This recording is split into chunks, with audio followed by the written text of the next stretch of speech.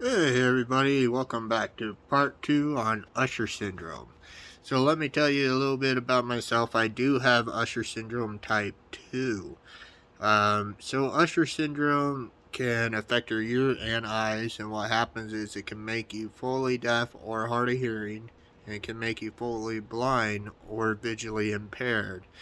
That's the Usher syndrome part 2. Now, part 1 is either you are completely blind and hard of hearing, or you're completely deaf and visually impaired, or you could be both. Now, 3 isn't so bad, but I am 2. Um, I have been DNA tested. Please, if the doctor says anything about you having retinitis pigmentosa, or they'll call it RP for short. The thing and your child is hard of hearing or already have some difficulties, please do the DNA test. I know every eye doctors are going to tell you, oh, you don't need to. It's not a big deal. Everything will be okay. But please, ignore them. Get the DNA test to confirm what is this disease. Otherwise, they'll have you scratching your head forever. You'll be fighting, trying to find different eye doctors for this certain type of deal, this and that. It took me 7 years to find out that I had Usher syndrome. Now I know a lot of you are like, wow, that took a long time. The thing is they really don't have these kind of informations that you need out in the open. Um, for someone like myself who is taking care of my mom who also has Usher syndrome type 2, it's difficult um, to help raise a family and take care of family. And when you have family who are supposed to be helping out are nowhere around, it can be difficult. The worst part about having my disease, I will say, to be honest, is when you drop something, you pretty much have to step back and try to figure out what's going on with this and that in order to find whatever it is you drop. And that's if you can find it. Sometimes you can, sometimes you can't. It's just a pain in the butt. The other part is the cost of living is almost impossible for visually impaired unless you are some kind of awesome lawyer or you married somebody who is financially stable. Um, that can be quite of a challenge because this world is brutal, and for people like us, they laugh at us, stomp on us. They don't really help us out. They think they help us out, but they don't. The other problem is I have to have these special lenses from Oakley's that they're they're called polarized. I cannot have normal sunglasses. I can't just go and buy $20 sunglasses. They have to be polarized because my eyes cannot take UV, which is sunlight. In shorter terms, I'm not going to get all into the science of everything. So please be patient with me on that. Um, I can't have any sunlight on my eyes, but I'm also night blind.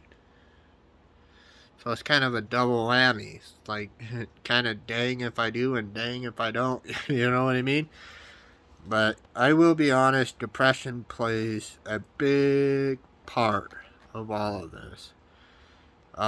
Usually, people like myself or others, we generally don't care when other people say, "Oh, we'll pray for you," or this and that. We generally don't care because we already feel cursed as it is.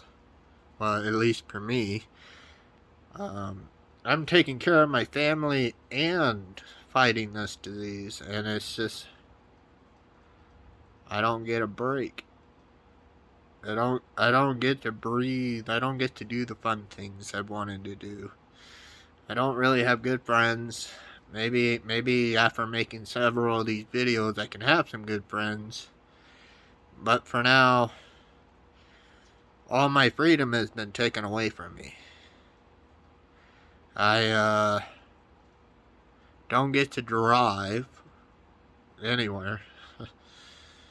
I have to rely on a friend, or some cases my fiance, or other cases I have to take the city bus, but that takes like 4 hours to get anywhere.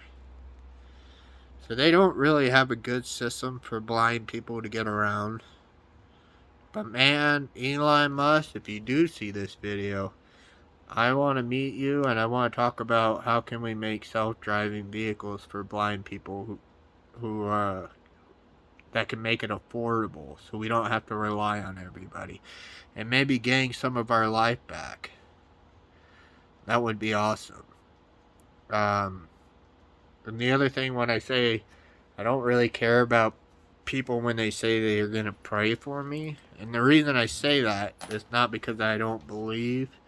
It's just I believe that I'm cursed. Okay? Depression plays a big role, that I know. But when you deal with half of the things that we've been dealing with, such as taking care of a loved one and fighting a disease, it's hard to see the positive in those kind of things. And so sometimes it's just best to not say anything in those circumstances. We also do want to feel like we are a part, but we don't want to feel like we're a problem either. See, people like me often think that we're alone in this world because we get left out on a lot of fun activities. We often think of harming ourselves or doing things to ourselves, and some do, and some don't.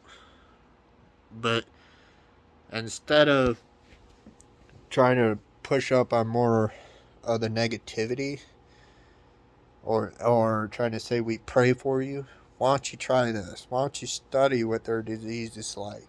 Try to understand where they are at in real life with all this stuff, because